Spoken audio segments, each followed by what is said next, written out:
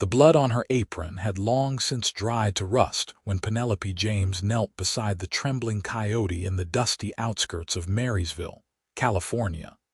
Her fingers already assessing the mangled leg that jutted at an unnatural angle, while the August sun of 1878 beat down mercilessly on her bare neck. The animal's yellow eyes tracked her movements with the desperate wariness of something that knew death intimately. Yet her voice remained steady as creek water as she murmured reassurances that seemed to calm even the wildest of creatures. She had been doing this since she was 15, 7 years of coaxing broken wings back to flight and nursing poisoned dogs through their tremors, all while the good folks of Marysville whispered that Penelope James had inherited her late mother's strange gift with animals, but none of her father's sense about staying away from dangerous things. The coyote snapped once, a half-hearted warning, before her gentle hands found the right pressure points and the creature went still under her touch. She worked quickly, fashioning a splint from the kindling she always carried in her satchel, speaking in that low, continuous voice that seemed to reach something primal in the animals she tended. By the time she finished wrapping the leg with strips torn from her already tattered petticoat, the sun had shifted westward and sweat traced clean lines through the dust on her face. "There now," she whispered, settling back on her heels. "You will heal. It will take time, but you will run again." The sound of hoofbeats made her turn, one hand instinctively moving to shield the injured coyote from whatever approached. The rider who emerged from the shimmering heat haze sat tall in his saddle, a broad-shouldered silhouette that resolved into a man perhaps a few years older than herself, with dark hair curling from beneath a wide-brimmed hat and eyes the color of sage in spring. He reined in his buckskin, gelding a respectful distance away, those keen eyes taking in the scene with an intelligence that made her straighten her spine. "Most folks would have shot it," he said, his voice carrying the rough warmth of someone who spent more time talking to horses than people. "Or at least walked away. Most folks do not understand that every creature deserves a chance to heal," Penelope replied, rising to her feet with the kind of grace that came from years of moving carefully around frightened animals. The coyote had dragged itself into the sparse shade of a scrub oak, watching them both with wary calculation. The rider dismounted, moving with an easy confidence that spoke of countless hours in the saddle. Up close, she could see the trail dust coating his clothes and the weariness etched around his eyes, the kind that came from carrying responsibilities too heavy for one set of shoulders. A working man, then, and one who had ridden far. "Name is Pierce Hartwell," he said, pulling off his hat in a gesture that seemed almost forgotten in its courtesy. "I run a ranch about 8 miles northeast of here, up in the foothills. Been in town sorting out some trouble with a grain supplier who thought he could water down his prices and his product both." Penelope wiped her hands on her apron, suddenly aware of how she must look, covered in dust and blood and bits of dried grass. "Penelope James. I live about a mile back toward town in the old James homestead." Recognition flickered across Pierce's weathered features. "Henry James's daughter.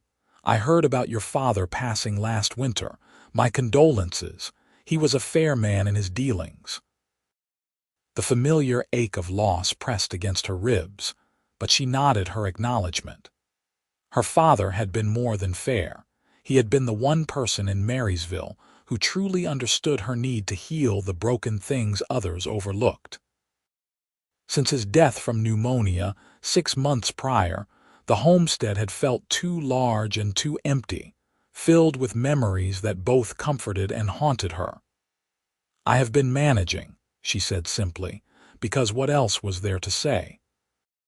That she scraped by on the small savings her father had left, supplemented by the occasional coin from grateful townsfolk whose pets or livestock she had saved. That some nights she lay awake wondering how long she could hold onto the property before the bank came calling. Pierce's gaze drifted back to the coyote, still watching them from its shelter. How long until it can walk on that leg? 6 weeks, maybe 8 if the bone was damaged worse than I think. I will need to check on it regularly, bring it food and water until it can hunt again.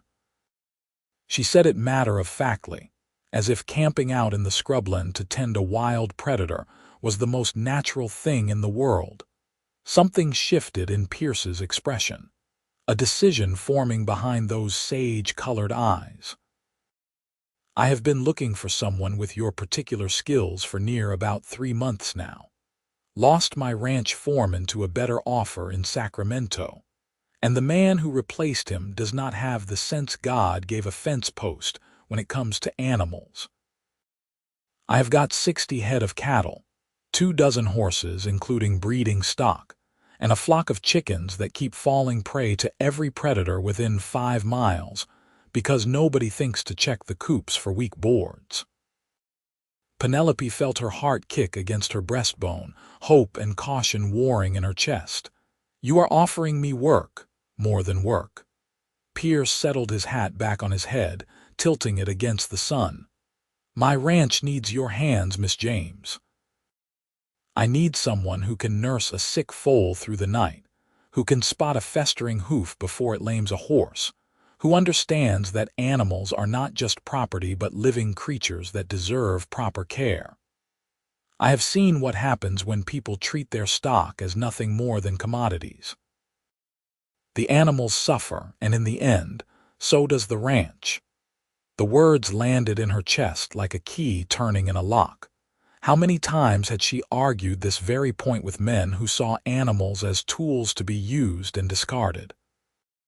How many creatures had she saved only to see them returned to negligent owners who would not change their ways? I do not know anything about running a ranch, she admitted, though every fiber of her being wanted to say yes immediately.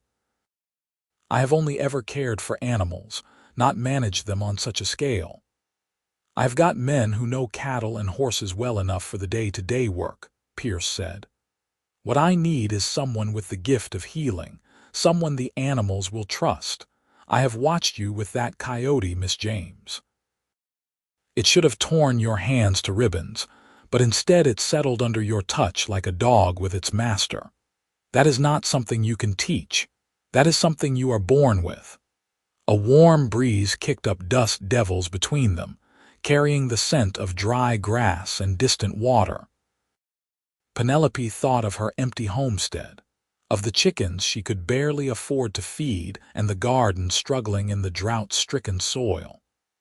She thought of the bank letter tucked in her bureau drawer, politely inquiring about her plans for the outstanding mortgage. She thought of every animal she had saved only to release back into a world that did not value their lives. Room and board, she asked, because she had learned from her father to discuss terms plainly. Your own cabin near the main house, 3 meals a day and fair wages. $40 a month to start, with a raise once you have proven yourself. Sundays off unless there is an emergency with the animals. Pierce's directness matched her own, and she appreciated him for it. I will not lie to you, Miss James. The work is hard and the hours are long. Spring brings the foaling season and calving both, and you will be up more nights than you sleep through. But the animals will be yours to care for as you see fit, and any man who mistreats his mount or his stock will answer to me directly. $40 a month was more than she could make in 3 months of scraping by on her own. Room and board meant she could rent out the homestead, maybe even earn enough to pay off the mortgage entirely within a year. But more than the practical considerations, more than the money or security, was the promise of what Pierce offered, a place where her skills mattered, where the animals she healed would be protected and valued. When would you need me to start? The question came out steadier than she felt. 2 weeks enough time for you to settle your affairs here. Pierce's expression remained neutral, but she caught the flash of relief in his eyes.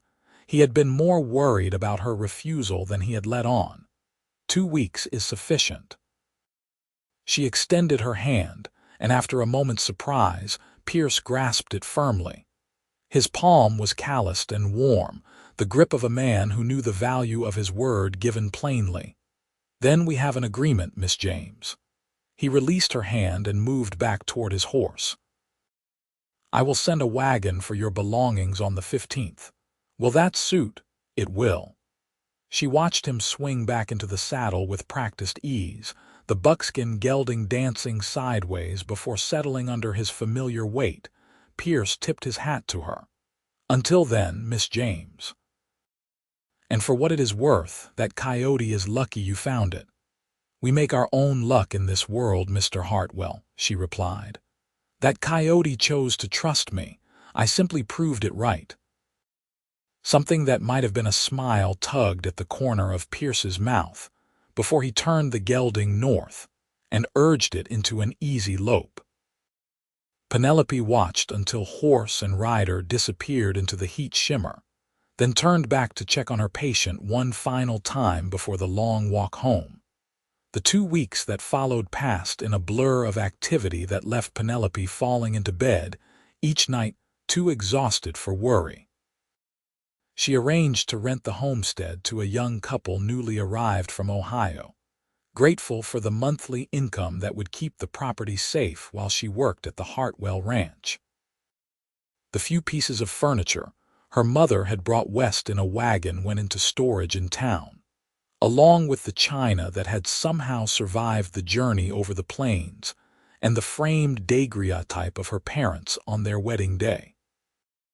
What she kept was practical, clothes that could withstand hard work, her mother's medical bag filled with tinctures and salves and surgical tools, books on animal husbandry and veterinary medicine that her father had ordered from San Francisco at great expense. She packed her life into 2 trunks and 3 wooden crates, amazed at how little space 22 years of living could occupy. The morning of the 15th dawned clear and already hot, promising another scorcher that would have the whole town moving slow by noon.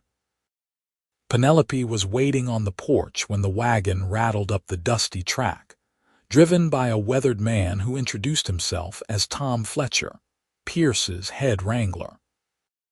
He had a face like tanned leather and hands that had clearly spent decades working with horses, but his eyes were kind when he helped her load her belongings.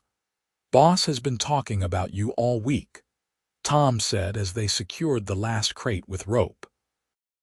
"Got the cabin all fixed up, even had some of the boys whitewash the walls and fix the roof where it was letting in weather. Has not seen him this worked up about a new hire since I have been working there, and that is going on 12 years now." Penelope settled onto the wagon seat beside him, smoothing her travel-worn skirts. "He seems like a fair man." "Fair and then some," Tom agreed, clucking to the team of sturdy draft horses.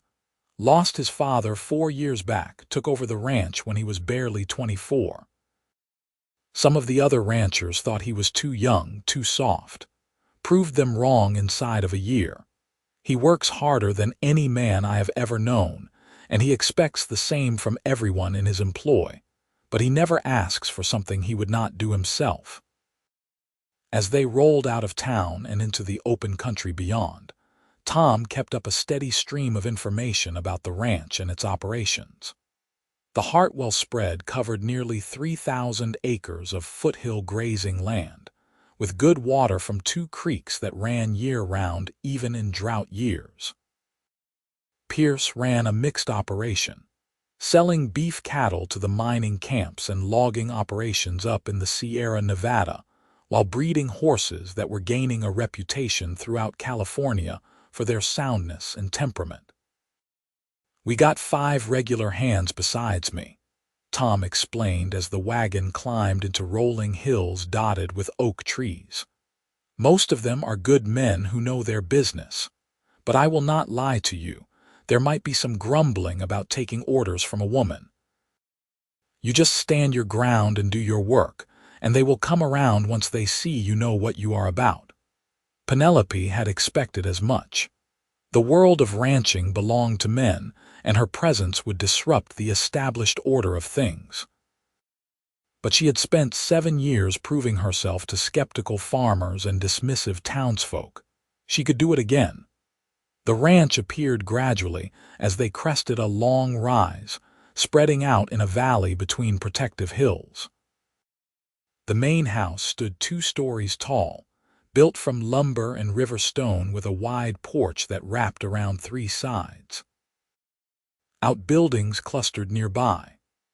A massive barn with a hayloft, corrals that held horses in various colors and sizes, a bunkhouse for the hands, storage sheds, and a small cabin set slightly apart from the rest beneath the spreading branches of an ancient oak.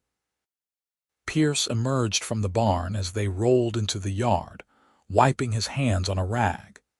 He wore work clothes dusted with hay and what might have been blood, and his hair stood up in directions that suggested he had been running his fingers through it in frustration. Despite the dishevelment, or perhaps because of it, Penelope felt something shift in her chest at the sight of him, a warmth that had nothing to do with the summer heat. "Miss James, welcome." He strode over to help her down from the wagon, his hand steady on her waist as he lifted her easily to the ground. For a moment, they stood close enough that she could smell the clean scent of soap and horses and sun-warmed cotton. "I hope the journey was not too uncomfortable."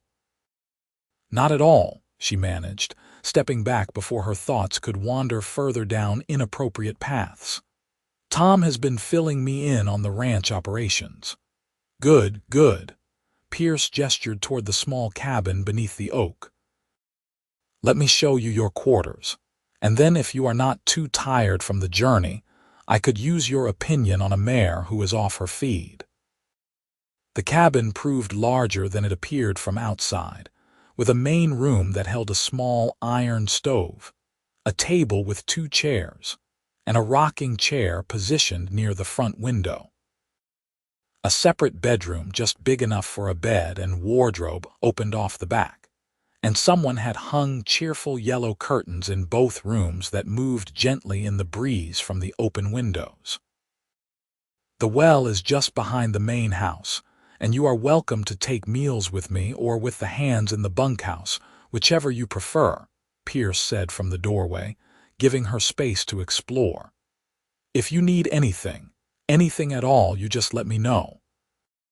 Penelope ran her hand over the smooth wood of the table, touched by the care that had clearly gone into preparing the space. "This is perfect, Mr. Hartwell. Thank you." "Pierce," he corrected gently. "We do not stand much on formality out here, and if we are going to be working together every day, you might as well call me by my name. If that is acceptable to you, Miss James." "Penelope, then." She met his eyes and found him smiling, the expression transforming his weathered features into something approaching handsome. "Now, tell me about this mare." The horse in question was a lovely bay with a white star on her forehead, standing in a stall in the cool dimness of the barn. She turned her head as they approached, and Penelope immediately noted the dullness in her eyes and the tension in her stance. Pierce leaned against the stall door, watching as Penelope let herself in and began her examination. "Star has been with us for 5 years, one of the best brood mares we have got," he explained. "Foaled a fine colt in April without any trouble. But for the past week, she has been picking at her grain and standing apart from the other horses when we turn them out." Penelope moved her hands over the mare's body, checking for heat or swelling or any sign of injury. The horse accepted her touch with resigned patience, ears flicking back and forth. When her fingers pressed gently against the mare's abdomen, Star shifted uncomfortably and turned to nip at her own flank. "Colic," Penelope said quietly, continuing her examination. "Not acute yet, but building. See how she keeps looking at her sides, and feel here the tension in the muscle." Pierce moved closer, his shoulder nearly touching hers as he leaned in to observe. What causes it? Could be several things. Change in feed, not enough water, stress. She straightened, already thinking through treatment options. Has anything changed in her routine recently? We moved her to a different pasture last week, one that had been hayed earlier in the summer. Pierce's face tightened with worry and self-recrimination. Should have been fine. We have used that field before. Sometimes it is not about what should be fine, but about what is actually happening. Penelope kept her voice gentle, seeing how much he cared about the welfare of his animals. We will need to walk her, keep her moving so the blockage can work itself clear. And I will need to mix up a drench to help ease the pain and get her gut working properly again. For the next 3 hours, they took turns walking Star around the ranch yard while Penelope periodically dosed her with a mixture of oil and medicinal herbs from her supplies.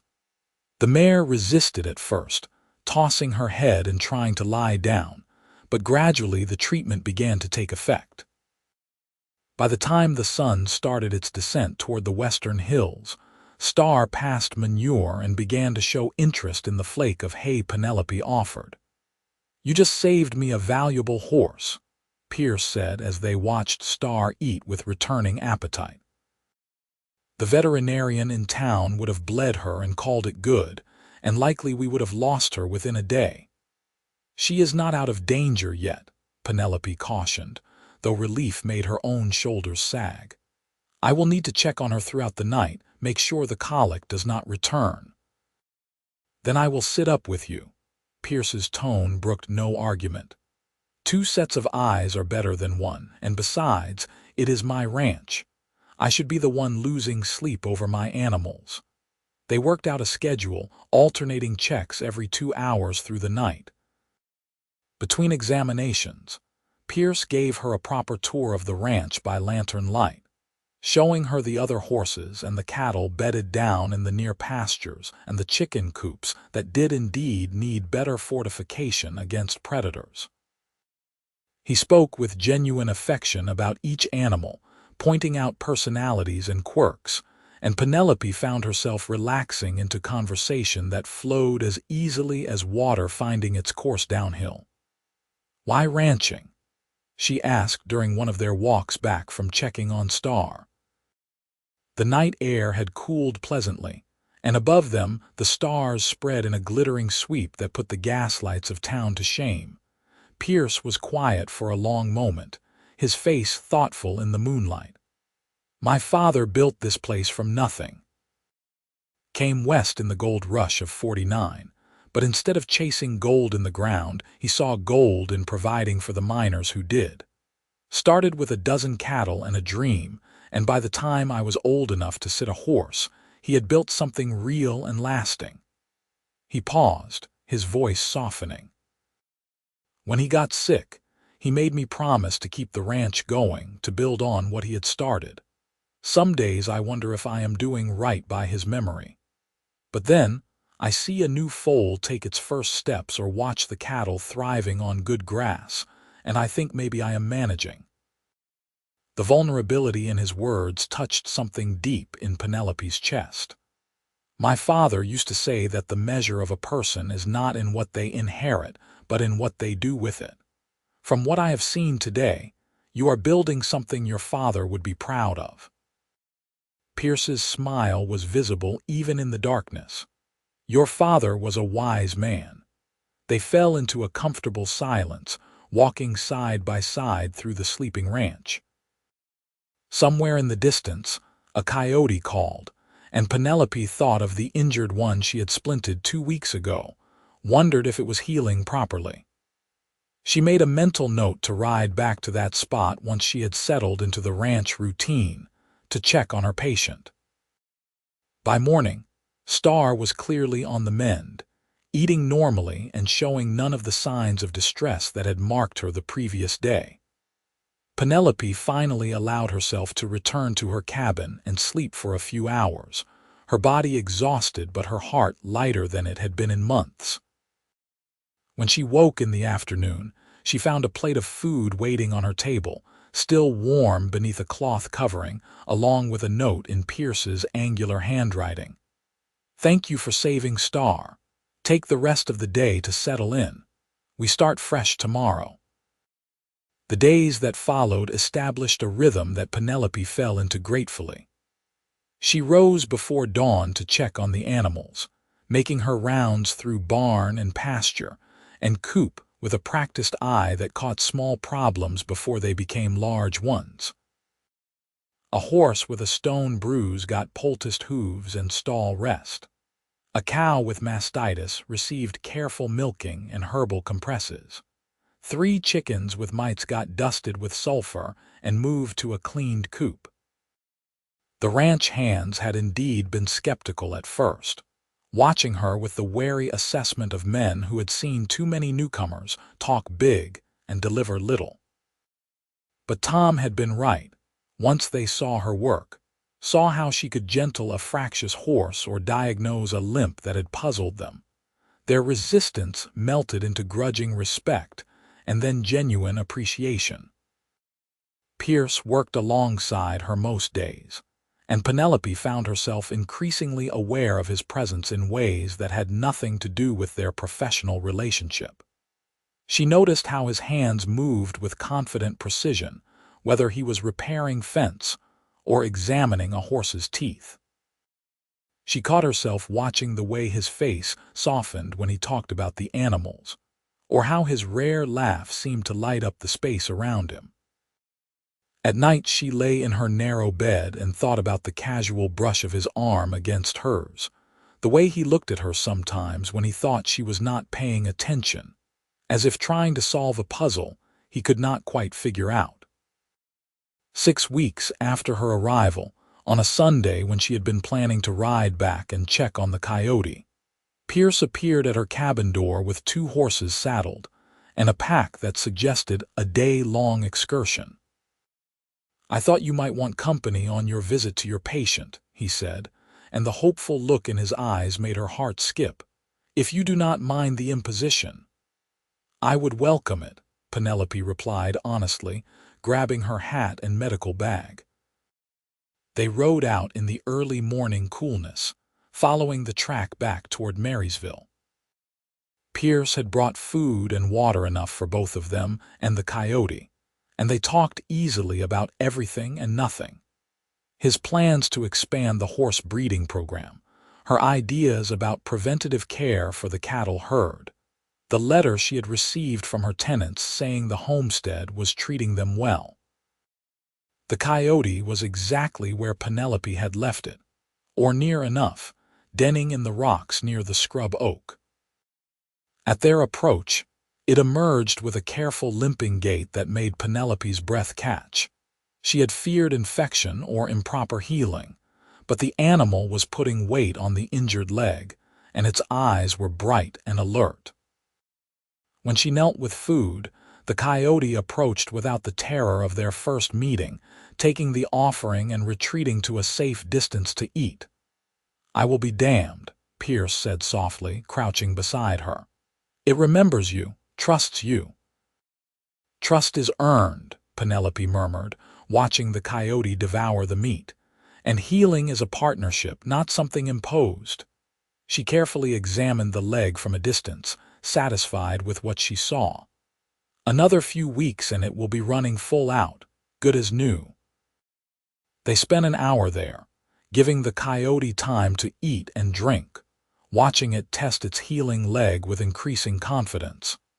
Before they left, Penelope scattered the rest of the meat she had brought, knowing the animal would need the extra nutrition as it rebuilt its strength. On the ride back, Pierce was quieter than usual, his expression thoughtful. Finally, as the ranch buildings came into view in the distance, he spoke. "Can I ask you something personal, Penelope?" Her name on his lips sent warmth cascading through her chest. "Of course. Why never married?" "I know it is not my business, but a woman with your skills and your heart, I would have thought some man would have convinced you to take his name by now." Penelope considered the question carefully, guiding her horse around a rocky patch in the trail. The men I have known wanted wives who would keep house and bear children, and not trouble themselves with things outside the domestic sphere. I wanted to heal animals and wander the hills looking for creatures that needed help. Those two visions did not seem compatible. They would be with the right man, Pierce said quietly. She turned to look at him, found his sage-colored eyes fixed on her with an intensity that made her pulse quicken. Would they? A man who valued your gifts would not ask you to suppress them. He would glory in them, build a life that allowed you to be fully yourself. Pierce's hands tightened on his reins, his voice rough with something that sounded like longing. That is what partnership should be, two people making each other better, stronger. Not one diminishing themselves to fit some narrow idea of propriety. The words hung between them, heavy with implications that Penelope hardly dared to examine. She thought about the past 6 weeks, about how naturally they had fallen into working together, about the conversations that stretched late into the evening, and the way her cabin had begun to feel like home in a way her father's house never quite had after her mother's death. "Pierce," she started, then stopped, unsure how to voice the tangle of feelings in her chest. He brought his horse closer until their legs nearly touched. "I know it has only been 6 weeks. I know it is probably too soon to speak of such things. But Penelope, I cannot stop thinking about you. About us. About what this could become if we let it." Her breath caught, hope and fear swirling together. "You are my employer. Then I will find you work elsewhere if that is what stands between us," he said fiercely. "I will not trap you with obligation or propriety. But I need you to know that what I feel for you has nothing to do with your work on this ranch and everything to do with who you are. Your compassion, your strength, the way you see the world as something to be nurtured rather than conquered. I admire you, Penelope James. More than that, I think I could love you if you gave me the chance." The confession landed in her heart like a benediction, like the answer to a prayer she had not known she was praying. She reached out, covering his hand with hers where it rested on his saddle horn. "You already have the chance," she whispered. "You have had it since the day you told me my hands were needed, since you saw value in what others dismissed. I think I have been falling in love with you since that first afternoon, watching you worry over Star like she was family." Pierce's face transformed, joy and relief chasing across his features. He dismounted in one smooth motion and came to her side, reaching up to help her down. She slid from the saddle into his arms, and then they were standing chest to chest in the golden afternoon light, the horses forgotten beside them. "I am going to kiss you now," Pierce said, his voice low and sure. "If that is agreeable."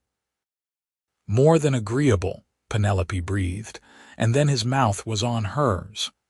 The kiss started gentle, almost tentative, as if they were both afraid of breaking the spell of the moment. But then Pierce's arms tightened around her waist and Penelope's hands slid up to cup his jaw, and the kiss deepened into something that spoke of hunger and promise and the beginning of forever.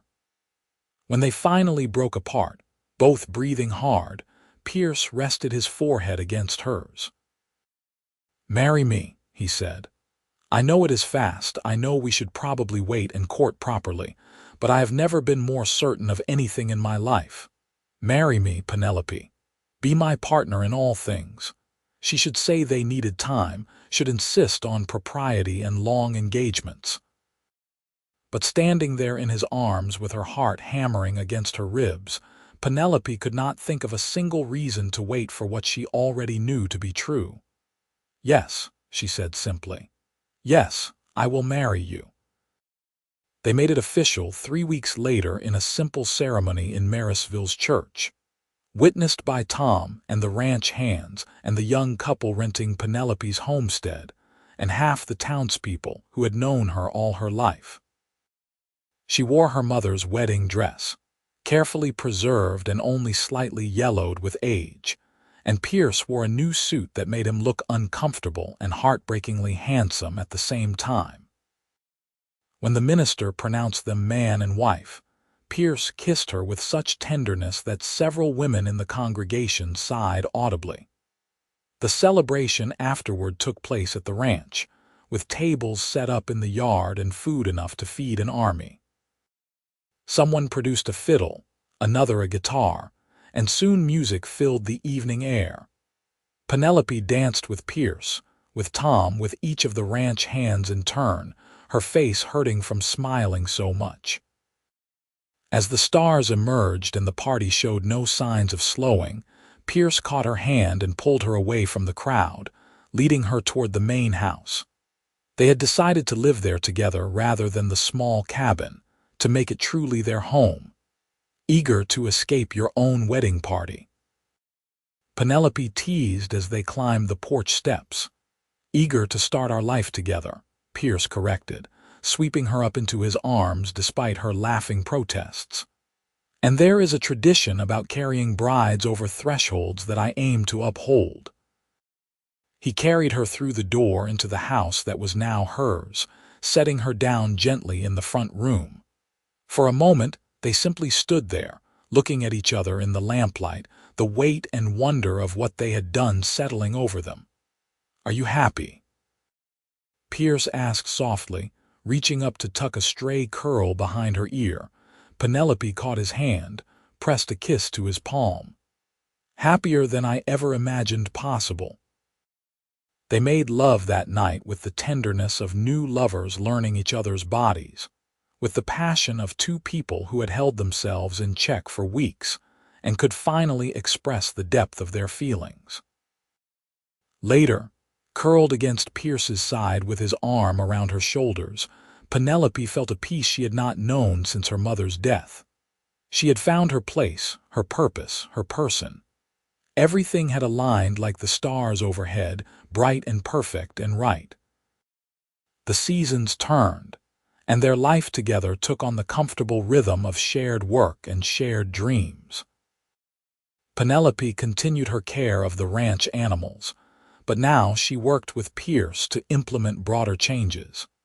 Better nutrition for the breeding stock, improved shelter for the cattle in winter, careful breeding programs designed to produce healthier offspring. The ranch prospered under their combined management, and word spread through the Sierra foothills of the Hartwell Ranch, where the animals thrived, and the owners actually cared about their stock's welfare. Spring brought the foaling season, and Penelope spent long nights in the barn helping mares through difficult births and caring for the wobbly-legged foals that emerged into the world. Pierce was there beside her for everyone, his steady presence a comfort during the tense moments when a life hung in the balance. They lost only one foal that season, far better odds than most ranches managed, and even that loss they mourned together. It was during a hot afternoon in July, nearly a year after their wedding, that Penelope realized her monthly courses were late. She sat at the kitchen table, counting back days while her heart pounded with mingled hope and fear. A baby had always been part of her vague plans for the future, but now confronted with the reality, she found herself terrified and thrilled in equal measure. Pierce found her there an hour later, still sitting with her hands pressed to her flat stomach. He took one look at her face and crossed the room in 3 strides, kneeling beside her chair. "What is wrong? Are you hurt?" "No, I am well. Better than well." She caught his hands, held them tight. "Pierce, I think I am pregnant." His expression cycled through shock, disbelief, and then pure incandescent joy. "A baby. We are going to have a baby, I think so. It is early yet, I cannot be certain, but all the signs are there." She watched emotions play across his face, saw the moment wonder overtook everything else. "A baby," he repeated, then laughed and pulled her into his arms. "God, Penelope, I had not even dared to hope so soon." The pregnancy progressed smoothly through the summer and into fall. Penelope continued her work with the animals, until her growing belly made it difficult to bend over. And even then, she supervised from a chair while directing the men on proper care techniques. Pierce treated her like spun glass for the first few months, until she finally sat him down and explained that she was pregnant, not dying, and needed him to treat her like a capable person who happened to be growing another human. Their son was born on a freezing night in February, arriving with the speed and determination that would characterize his personality in the years to come. Pierce held Penelope's hand through the labor, and when the midwife placed the squalling, red-faced infant in her arms, tears streamed down both their cheeks. "What should we name him?" Pierce asked, touching one finger gently to the baby's impossibly small hand. Penelope thought of her father, of Pierce's father, of the legacy they were building together on this ranch. "Patrick," she said. "Patrick Henry Hartwell." "Perfect," Pierce whispered. "He is absolutely perfect." The years that followed were full, challenging, and rich with the kind of happiness that came from building a life with intention and care. Patrick grew into a sturdy toddler who followed Penelope around the ranch like a duckling, his small hands already reaching out to pet every animal he encountered. 2 years after his birth, they welcomed a daughter they named Pearl, who had her mother's gift with animals and her father's steady temperament.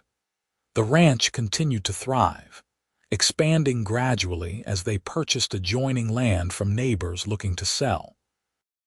Pierce developed a reputation for breeding the finest horses in 3 counties, while Penelope became known as far away as Sacramento as the woman who could heal animals others had given up on.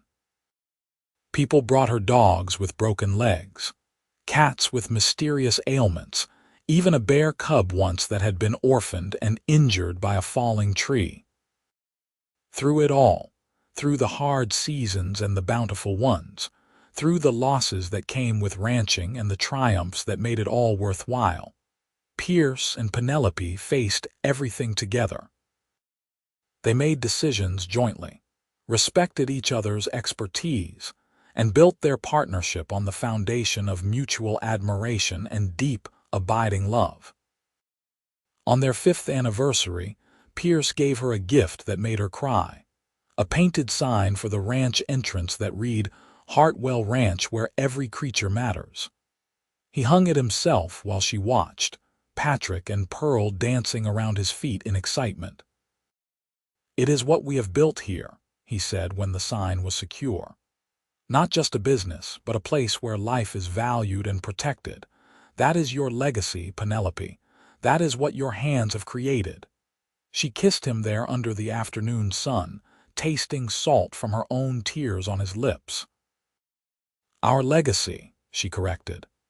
"Everything I have done because you made space for it, because you valued me enough to let me be fully myself." More years passed, each one adding layers to their life like rings in a tree trunk. Patrick grew into a young man who loved the cattle operation, while Pearl showed every sign of following in her mother's footsteps with animal healing. They added a 3rd child, another boy they named Peter, who arrived during a late spring thunderstorm and seemed to have inherited his parents' combined stubborn streak. The ranch became known not just for its quality stock, but for its progressive practices. Other ranchers came to study their methods, initially skeptical but gradually convinced by the evidence of healthy animals and strong profits. Penelope wrote articles for agricultural journals about animal care and disease prevention, her expertise sought after throughout California and beyond. On a warm evening in early September, 20 years after Pierce had first ridden up to find her splinting a coyote's leg, they sat together on the porch of the main house, watching the sun paint the western sky in shades of gold and crimson. Patrick was in town courting a girl whose father owned the general store. Pearl was in the barn tending to a mare about to foal, and Peter was doing homework at the kitchen table with much sighing and complaint. You ever regret it? Pierce asked, his arm around her shoulders. Giving up your independence, tying yourself to this place, to me. Penelope turned to look at him, seeing the gray threaded through his dark hair and the deep lines around his eyes that came from years of squinting into the sun. She thought about the girl she had been, alone and struggling and pouring all her love into animals because she had nowhere else to put it. She thought about the woman she had become, surrounded by family and purpose, and the profound satisfaction of work that mattered.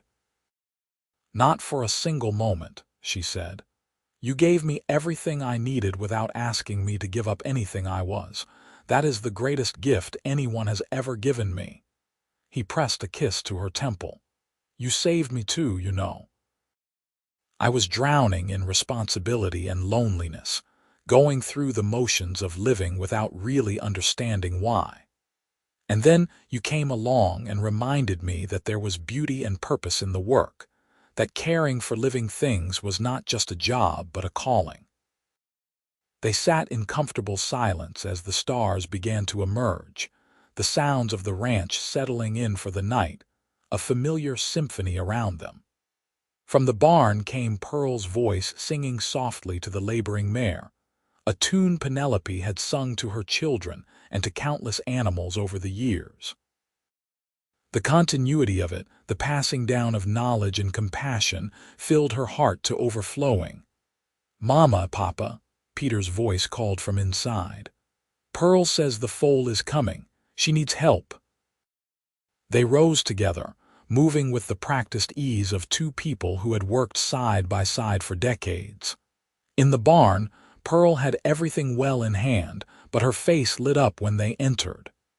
"It is breech," she said calmly, her hands already positioned to assist. "But I think we can turn it." Penelope moved to her daughter's side, adding her experience to Pearl's capable hands. Pierce held the mare's head, murmuring comfort while she strained and trembled. Peter watched from the stall door, his young face serious with concentration. It took an hour of careful work, but eventually the foal emerged in a rush of fluid and membrane, a beautiful colt with long legs and a white blaze down his face. Pearl cleared his airway and rubbed him vigorously with clean towels while the mare nickered and struggled to her feet to tend to her baby.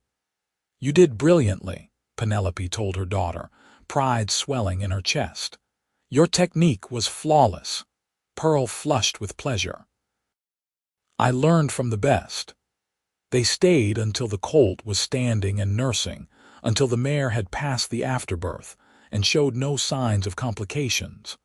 Only then did they retreat to the house, tired but satisfied with the night's work. Later, lying in bed beside Pierce with the windows open to the cool night air, Penelope thought about all the animals she had saved over the years. Thousands of them, from the coyote that had started everything to the colt born that evening. Each one a small act of compassion, a rejection of the idea that life was cheap and suffering acceptable. Each one a testament to the belief that every creature deserved care and respect. "What are you thinking about?"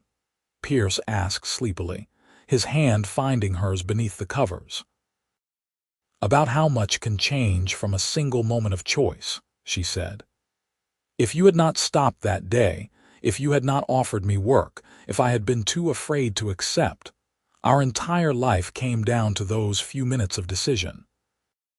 "I would have found you somehow," Pierce said with the confidence of a man who had built a life on recognizing valuable things when he saw them.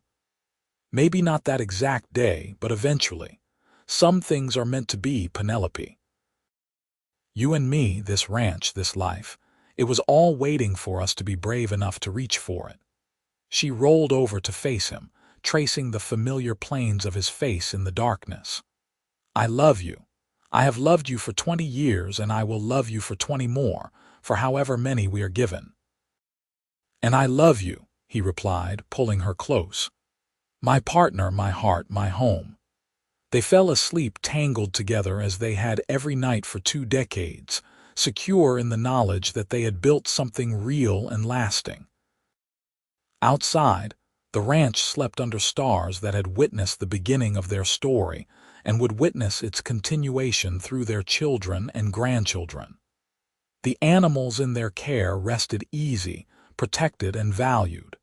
The land thrived under careful stewardship. The years continued to turn, bringing the inevitable changes that time imposed on every life. Patrick married his sweetheart and brought her to live on the ranch, taking over more of the daily cattle operations while Pierce transitioned to advisory role. Pearl opened her own veterinary practice in Marysville, the first female veterinarian in the region, though she still spent several days a week at the ranch helping with the animals. Peter surprised everyone by showing a talent for business, taking over the financial management and expanding their markets into Nevada and Oregon. Grandchildren arrived, 7 of them in various stages of childhood, filling the ranch with laughter and energy and the chaos of young life. Penelope and Pierce built a smaller house just beyond the main one, giving Patrick and his wife space to raise their family while remaining close enough to help with both children and ranch work. On Penelope's 45th birthday, Pierce gave her another gift that brought tears to her eyes. A book bound in leather, its pages filled with careful sketches and notes documenting every animal she had saved over the years. He had been keeping the record secretly for decades, interviewing people she had helped and tracking down stories she had forgotten. "So you will always remember," he said as she turned the pages with trembling hands. "So our grandchildren will know what their grandmother accomplished. So the world will understand that compassion is not weakness, but the greatest strength a person can possess." She pulled him close, this man who had seen her value when the world dismissed her skills as quaint at best and unnatural at worst. "Thank you for everything. For believing in me, for building this life with me, for loving me exactly as I am."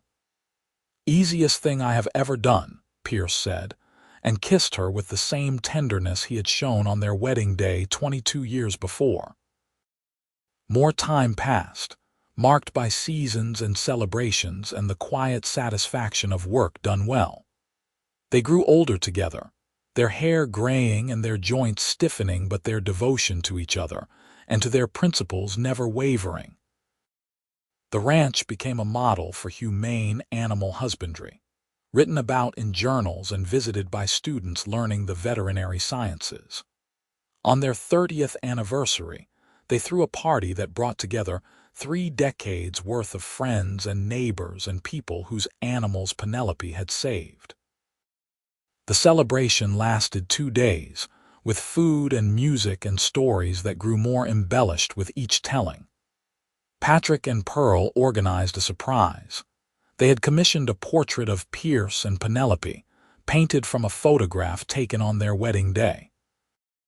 In it, they looked impossibly young and full of hope, standing together on the church steps with the future spread out before them. "Look at us," Penelope said, studying the painting. "Did we know then what we were building?" "I think we had an inkling," Pierce replied. "But the reality surpassed anything I could have imagined. You surpassed anything I could have imagined." She leaned her head against his shoulder, watching their extended family dance and celebrate around them. 3 children, 7 grandchildren, a ranch that employed 20 people and supported dozens more indirectly. Animals that lived better lives because of the standards they had set, a partnership that had weathered every storm and emerged stronger. "You remember the coyote?" she asked suddenly. "The one from the very beginning." "Of course. How could I forget the animal that brought us together? I saw one a few weeks ago, out near the eastern pasture. It had a slight limp in its front left leg, barely noticeable unless you were looking for it. I like to think it was the same one, living out its life on our land where it is safe from hunters and traps." Pierce smiled. "Probably was. You gave it a gift when you healed it, only fitting it should spend its days somewhere it is valued. As the party wound down and the last guests departed, they stood together watching the sun set over land they had nurtured and protected for 3 decades. The responsibility would pass to their children soon, but they had laid a foundation strong enough to last generations. No regrets? Pierce asked, echoing the question from years before. Not a single one, Penelope replied. We did good work here. We built something that matters. They walked hand in hand back to their house, past the barn where Pearl was checking on a pregnant mare, past the corrals where Patrick's oldest son was practicing his roping skills, past all the evidence of the life they had created together. Inside, Pierce built up the fire while Penelope made tea, the small domestic rituals of a long marriage playing out with comfortable familiarity. Later, sitting together in the rocking chairs Pierce had carved for their 25th anniversary, they talked about plans for the coming year.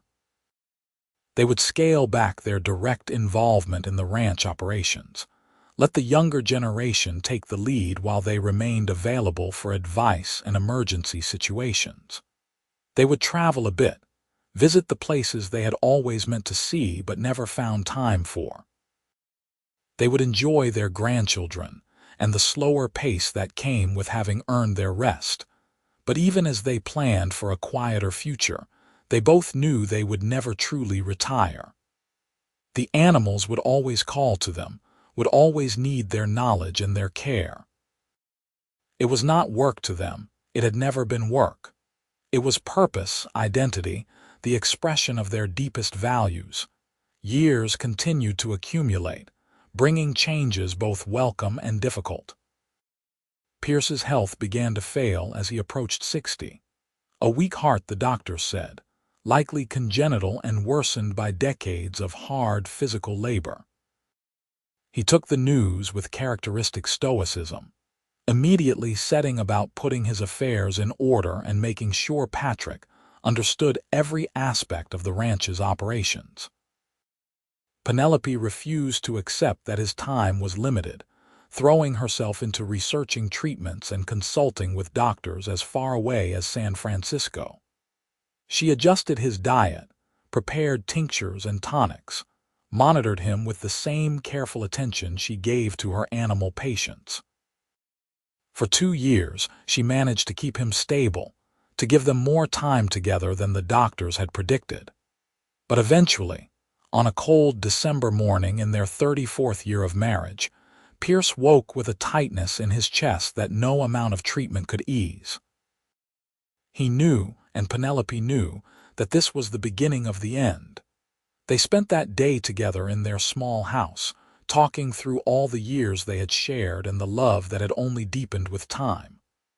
"I am not afraid," Pierce said as the winter light faded outside their windows. "We had a good life, Penelope, better than most people ever dream of, and it continues after me in our children and grandchildren in the ranch, in everything we built together." "I am afraid," Penelope admitted, her hand clutching his. "I do not know how to be myself without you." "You were yourself before me, you will be yourself after," Pierce said gently. "But you will not be alone. You have family who loves you, work that needs you, animals who depend on you. Keep going, Penelope.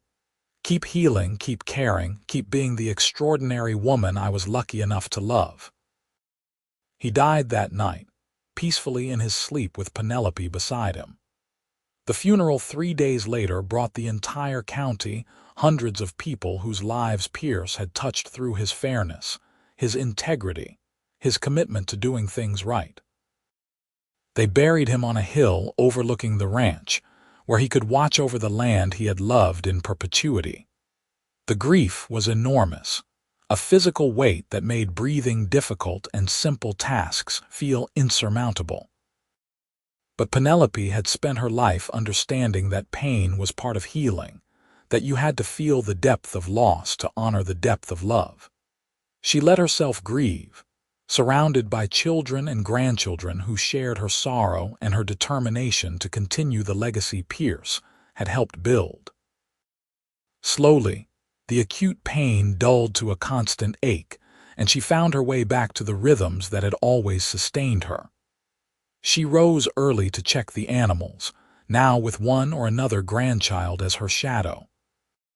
She tended to the sick and injured, finding solace in work that connected her to something larger than her grief.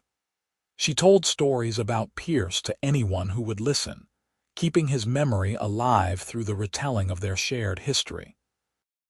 5 years after Pierce's death, at the age of 59, Penelope stood on the same hill where they had buried him and looked out over the ranch that had been their shared dream. It had grown beyond anything they had envisioned that first day, now covering 5,000 acres and supporting 3 separate family households. The Hartwell name meant something in California: quality stock, ethical practices, a commitment to animal welfare that had influenced ranching practices throughout the West. "We did it," she said to the wind, to Pierce's memory, to the future spreading out below her. "Everything we talked about, everything we worked for, it is all here, thriving and growing. You should see your great-grandchildren, Pierce. There are 2 new ones since last I visited. They have your eyes, your stubbornness, your good heart." A hawk circled overhead, riding the thermal currents with effortless grace. Penelope watched it soar, thinking about freedom and partnership and the many forms love could take. She missed Pierce with an intensity that had not diminished, but alongside the missing was gratitude for what they had shared and pride in what they had built. She lived another 15 years, active and engaged until the very end. She saw Pearl's veterinary practice expand to include 3 associate doctors. She saw Patrick's herd become the finest in the state.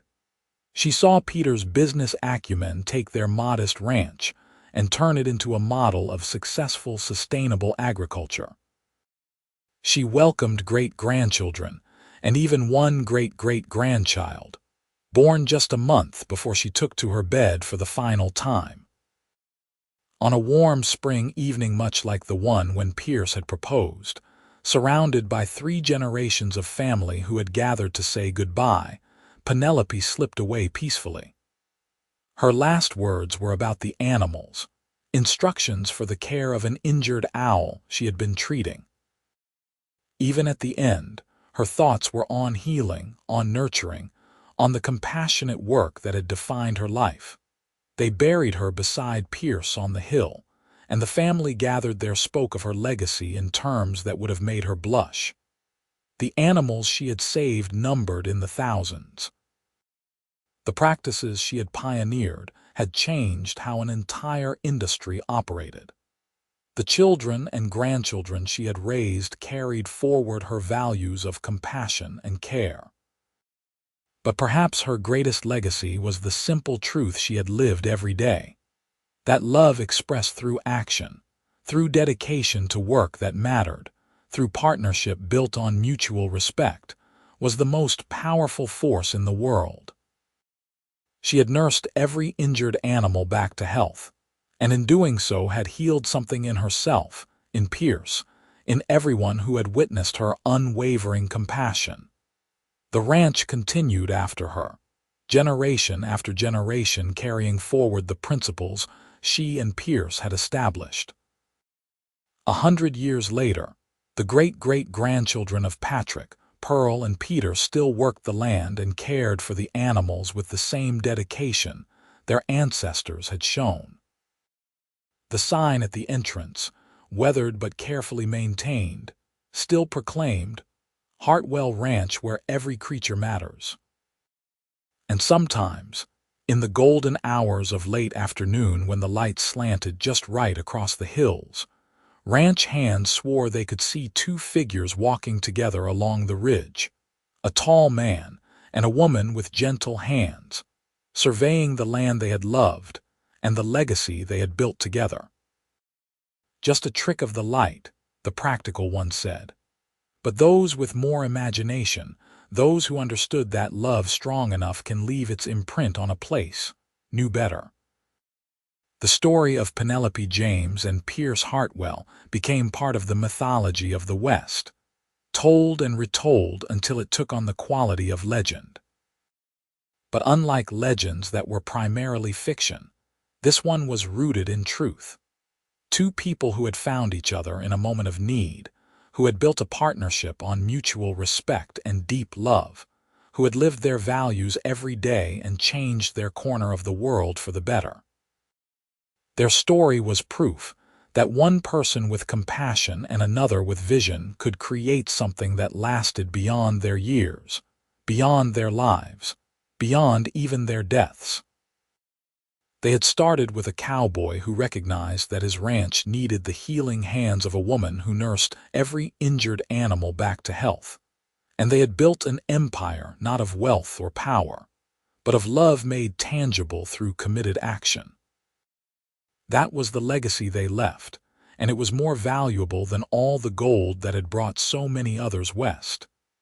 In the end, they had found something more precious than any treasure. They had found each other, and that had made all the difference.